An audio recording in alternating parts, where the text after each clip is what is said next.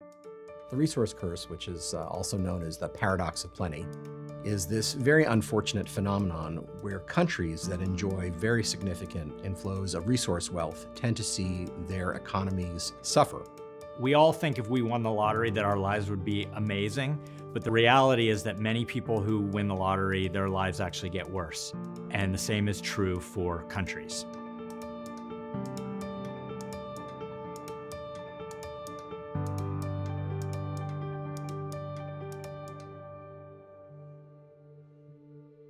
Every government in a country that has resource potential has strong incentives to attract investors, to invest and discover the resource.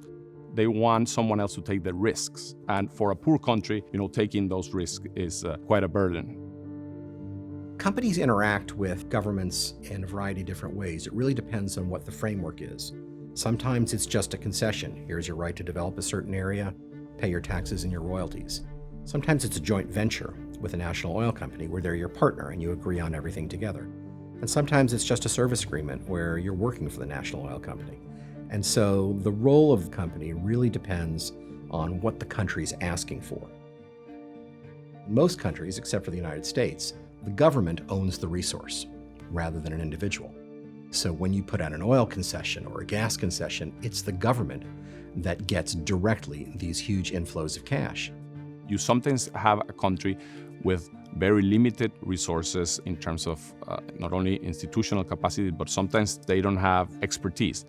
So building the institutional capabilities, I would say, is one of the most important things, but one of the most difficult. And governments who are new to resource wealth, who are largely dependent on it, tend to do bad things with it. It fosters authoritarianism, corruption, and they have something which the folks at the IMF call the resource curse, which is before the oil arrives or any of the money arrives, governments start borrowing against what may be those future revenues. And maybe they'll deliver or maybe they won't. So you can imagine when there's a big oil discovery, everyone expects that they're going to see a benefit of that oil. But turning oil in the ground into benefits for real people is quite a long chain, and lots of things can go wrong there.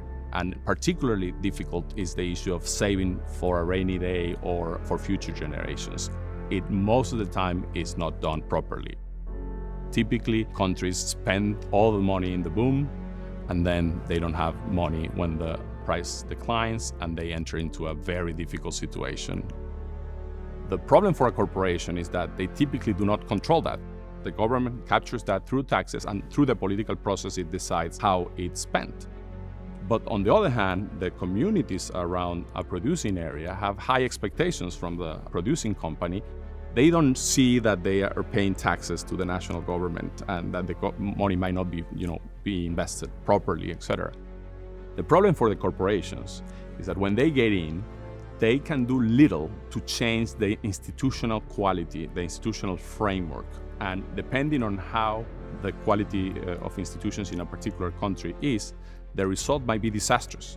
In some places, it's a lack of institutions. In other places, it's corruption. In other places, it's a lack of established legal frameworks to govern how resource wealth is developed and ultimately translated into economic wealth.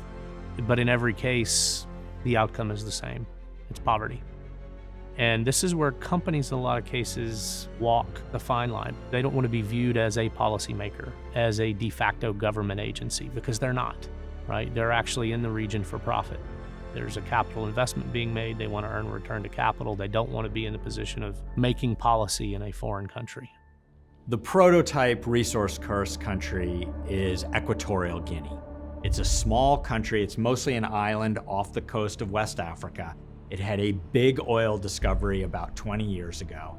It was run by a family, and the family has used this inflow of oil-fueled cash to further entrench themselves and their rule. But the country is mostly poor. One of the most striking cases is my own country, where I come from, which is Venezuela. Venezuela used to be one of the wealthiest countries in the Americas, the wealthiest in Latin America. And when there was an oil price boom, Venezuela received about $1 trillion in oil revenues. But the result today is that Venezuela has had a decline of its economy of more than 60% of GDP. It has inflation over 1 million percent, widespread poverty. Now you have a country in crisis where essentially all of the foreign workers have left. The companies are barely holding on to their assets. The country's in a humanitarian disaster, and the future is uncertain. So, what does it look like when foreign direct investment works well, when it goes right? And it's important to keep in mind that when you ask that question, you have to ask from whose perspective? From the company's perspective, things go right when you get to fulfill your contract, you earn a return on your investment, your people are safe, and you're still in business. From the country's perspective, it also depends on who you ask. There are a lot of countries who are extremely happy with companies operating there and providing those revenues. But if you ask that question, has this FDI relationship worked well in terms of prosperity, in terms of development, then the answer is more complicated. The resource curse at its heart is a governance problem. With enlightened leadership and smart fiscal policies, things can work out well, and they've worked out well in Botswana, in Canada, in Chile, in Norway. In Botswana, there's a joint venture 50-50 between a big international company, De Beers, and government of Botswana. It's managed jointly, the revenues flow in a very transparent way into the country, and the resources are used to help develop the country more broadly. The president of the country, even though his province had all the diamonds, thought that the wealth ought to be for the whole country. And they put in wise laws, they didn't spend all the money, they invested it in the agriculture sector and other places, and has had tremendous growth over the last decade and the decade before. So they're an example of how things can go well. Norway, another famous case, was an agricultural country, reasonably industrialized and democratic before it discovered oil. And when it discovered oil, it decided it was going to save some of that money, it was going to expand it to other industries, and it was going to keep agriculture growing, and they're tremendously successful. So with that mix of good governance and wise fiscal policies, lots of examples where resource is a blessing, not a curse. That's why transparency, being public about what's coming and going, is so essential. Once things are secret, that's when bad things happen. Being clear and open about what's in the contracts, what money is coming in, how money is being used, and finding ways to spend that money in an effective manner that actually helps to make people live healthier lives, live longer, live more educated lives, and for people to live up to their economic opportunity. One thing companies can do is help to raise the standards for everyone. That means be transparent about what you're doing, support good corporate governance, and work with governments to try to raise the bar. They actually have a lot more leverage than they think, and they can use that leverage and influence to try to make the standards better for everyone. When one is thinking about how countries and corporations balance these different interests and challenges, it's really something where, just as when we think about our own constitution domestically, we strive for a more perfect union. The idea is to get better each time at what's done. The same fundamental logic applies when you're trying to figure out how to structure the relationship between a corporation developing resources and the host country.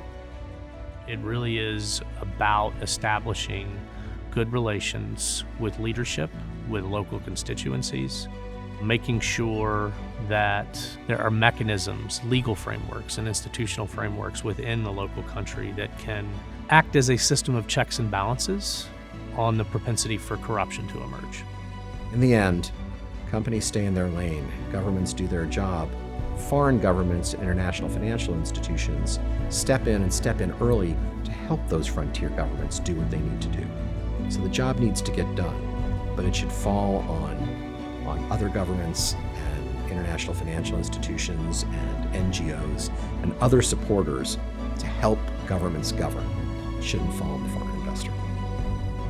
There is an enormous Gordian knot of challenges that's faced, but if it can be something that is better than what we saw 40 years ago, better than what we saw 20 years ago, and is something that when our children look at it 30 years from now, when they're in our position, say, this is better than what our mothers and fathers did, then we're on the right path.